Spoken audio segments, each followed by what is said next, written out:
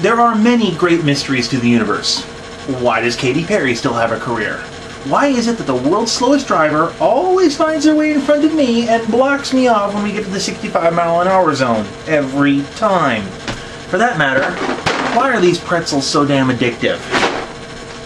Actually, come to think of it, there's many things in the universe I'm kind of happy not to know the answers to, but there are great mysteries. That being said, there are a lot of things in the world that I do kind of have a grasp on. One of them happens to be sports.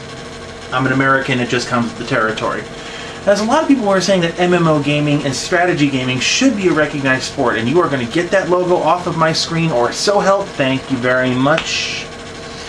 But I also know there's a lot of people who are into sports that would like to try MMO gaming, but they really can't wrap their heads around it because they want to look for the position play. They want to look for where they would fit onto a team kind of a thing. So I'd like to try to bridge that gap with this video. It's really easy to kind of grasp the concepts once you kind of grasp the concepts.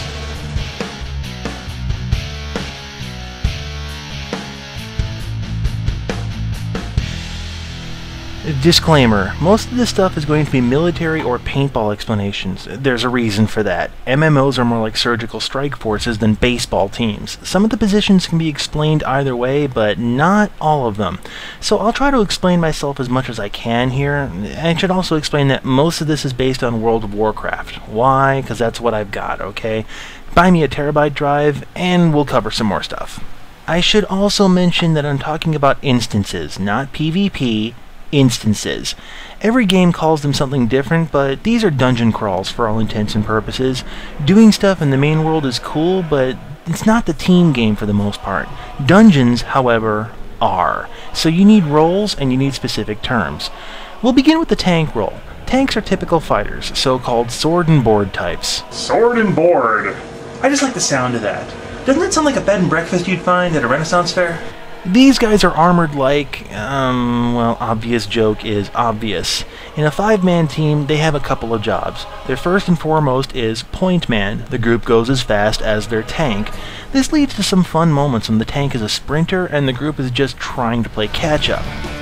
Having a sprint tank. Absolutely no breather in the action at all. I need to have a mana break and I ain't gonna get one. Okay, hell with it. And the second, well... In paintball, we loosely have this term for a style of player. This is the guy who hangs in the back of the field and his job is to get noticed, to taunt, to yell, to scream, to get the attention of the other team, to focus directly in on him. And then his job is to just stay alive and in the games. Now, what this does is it frees up all the other players in the field because now they can move up without having people looking at them. They can do their thing without getting shot at. And the guy who hangs out in the back, we call him the designated idiot. And when we play, guess who gets to be the designated idiot 9 times out of 10? Impress me! Come on! I got no shame. Every time you do damage to something, or you heal a party member, you cause threat to the NPCs, and they tend to attack whoever is producing the most threat. However, tanks have special abilities to taunt, hold on to, rope in, or otherwise bring the enemies to them. Colloquially, in most MMOs, this is called aggro. And there's also an aggro radius around most hostile creatures. You stand far enough away and they leave you alone. You get too close and you aggro the beastie. Which actually reminds me of one of the groups that I was in the other night. You see, after one of the big fights, she had to go away from keyboard. She was gone for a good couple minutes, which is forever in a group like this. And when she came back, we said, hey, is everything okay? And all she said was, baby aggro. And we all understood. So the tank's job is to use his or her abilities to keep all the threat on them and therefore keep the bad guys on them. Good tanks can keep a mob on them all day, and bad tanks, not so much. So a second major position is our healer. Think of this guy as the medic on speed. Their sole job is to heal the party, mostly the tank. MMOs are a little more subtle, but the best visual example is from Team Fortress's 2 medic.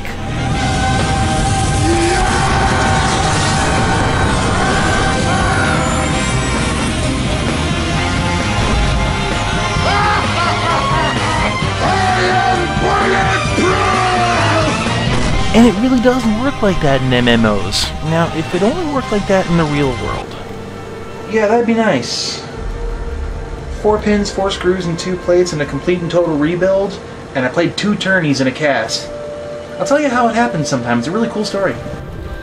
The balance is that healers are pretty squishy. Pure healers have very poor armor, and it's explained away by saying, oh, you can't channel mana through armor, or the healers need to move freely, or whatever. The truth is that it's just game balance. You see, in the real world, army medics wear Kevlar too. They're not dumb. So giving someone massive armor with massive healing capabilities in the same package makes for a really yeah, the hybrids. I'm getting you guys. Hang on. That brings me to the third role of DPS, and here's where we get into a lot more slang. These are most of your player types, and they damage bad guys. Some close up and personal, some at a distance. The term DPS itself stands for damage per second, which is used to gauge your effectiveness against the bad guys. Here's kinda how it works. Let's take a rogue against a target dummy. He makes a lot of swings per second and creates an average number of damage points per second. By comparison, an equally leveled hunter, his attacks may take a little longer, but each attack produces more damage per hit. When it's all averaged out, in theory, they should be close. Ish.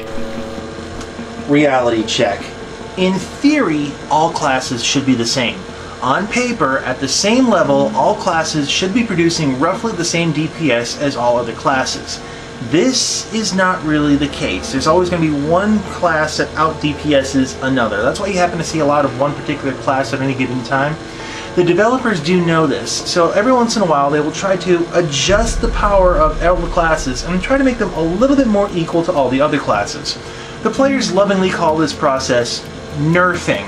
You stuck-up, half-witted, scruffy-looking nerf herder! No, not like that. It's like Nerf weapons. It's some...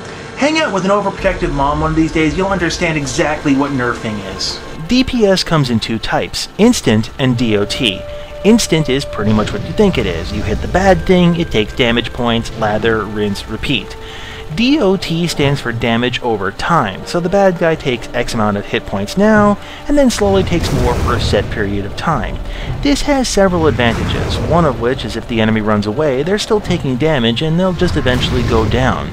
Instant is kind of like an explosion, and dots are kind of like sitting in the bonfire. Neither is very pleasant, the results are the same, it's just about the time reference. So when you hear about dots, that's what they mean. I don't see enough dots, more dots now! Related to that are HOTS, which are, anybody? Heals over time, very good, you get an E-cookie. Again, beneficial in that you can cast that and the healing keeps going when you move on to the next party member. You also should probably know about AoEs, or Area of Effect. It's a grenade compared to a bullet. Most attacks are directed at one thing. Many spells or special attacks can hit multiple enemies at the same time and are AoE. This is handy for instances where your tank can pull many enemies into a small space. You pop the AoE and just sit back and watch the carnage. And yeah, there's a lot of AoE healing spells too. And while I'm thinking about it, I should probably mention pets here as well. Many classes will have combat companions. We'll just call them pets, it's a lot easier. These are animals, spirits, demons, whatever. They'll fight for you and with you. Running solo, they usually tank for you, drawing aggro so you can just attack in peace. In an instance, this can be kind of bad because your tank doesn't need to compete for threat with your pet, so make sure you turn off the aggro before you start.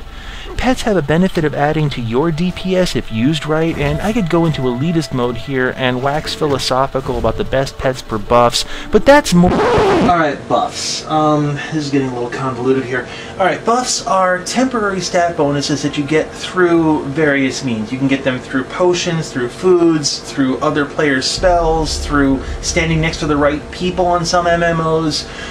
The morphology of the word gets a little bit weird here because I can't exactly figure out why they're called buffs. You see, I found this is the Royal East Kent Regiment. They're called the Buffs, but I don't think this was named after them necessarily. And you've got movie buffs and trivia buffs and radio and movie and all that, and I don't think it's quite the same thing. But the best thing I can figure, it's kind of like buffing your car out. It's a very temporary shine that goes away after a little while, which is actually very descriptive of what these temporary stat bonuses are. So on your screen you'll see a list of buffs at the top. Each one is a separate bonus. You also can get debuffs, attacks like poisons or similar that bring your stats down temporarily. None of these have buffs that stack, so you can get multiple effects from... Stacking. Right. Stacking is a multiplier. It's what happens when you apply the same buff to the same target multiple times. So, looking at the debuffs on the dummy, you can see the icons have numbers, meaning that it's multiplying damage over time. Again, this is an advantage to that style of attack. You can actually make big things go down faster with stacked dots than with straight up spank and tank. Throw more dots! Throw more dots! More dots! More dots! Come on, more dots! Okay, stop dots! Alright, I think we got that, so on to the dips rolls. Most DPS are like infantry, straight up damage producers. Some DPS are hybrids, able to take on multiple roles. For example, in WoW, druids and paladins can be healers, tanks, or DPS. And priests can also do heals or DPS, and I've saved many a raid turning my pet loose when the tank goes down. So, why isn't everyone a paladin or a druid? Well, hybrids can do everything, but sometimes they're not the best at a specific thing. I know people will argue me on this, but a specialist who knows what they're doing will get the job done better than a hybrid. That being said, paladins or druids are still pretty much the way to go. I'm sorry, that's just the way it is. Pure strain warriors, pretty much obsolete these days. Besides, Tauren paladins are just nasty. Red Bull, it gives you wings! Now, a part of me wants to get into the strategy, how spank and tank and how boss fights work, but to be truthful, I don't know them all, and I look on Wowhead and Wowpedia too when I'm totally lost. I'm just a casual gamer too. So, if you're going to jump into your first pug, I would rather give you some basic tips to get you going. Stay behind the tank. Let them take the brunt of the damage. That's what they're there for. Protect the healer. They're going to be the ones bailing your tail out when it all goes bad. If you can get a threat meter add-on, they are handy. And throttle back your damage when you're creating too much threat, and go flat out when you can for max DPS. If you have a combat pet, make sure it is not generating threat. For any WoW pet, just turn off Growl and you should be fine. It makes the tank's life so much easier. All you gotta do is click on the icon, and if it's not doing that cool border effect, the Growl is off. If you're making a new tank or a healer and it's your first run being a new tank or healer, tell your party right away. They're going to be a lot more forgiving if you say something before the first pull, and many of the random groups will give out pointers because they've all been there too. Mostly at beginning levels, don't worry about DPS, just learn the rhythm of how the fights work. Figure out how to do what you need to do, and in the end, just have fun with it. I didn't explain pugs, did I? Okay, pugs. Pickup groups, you know, random dungeon instances with... Did I really say this was easy? Well, I guess it is easy, just not in one big lump sum. I need dew, and I need it now.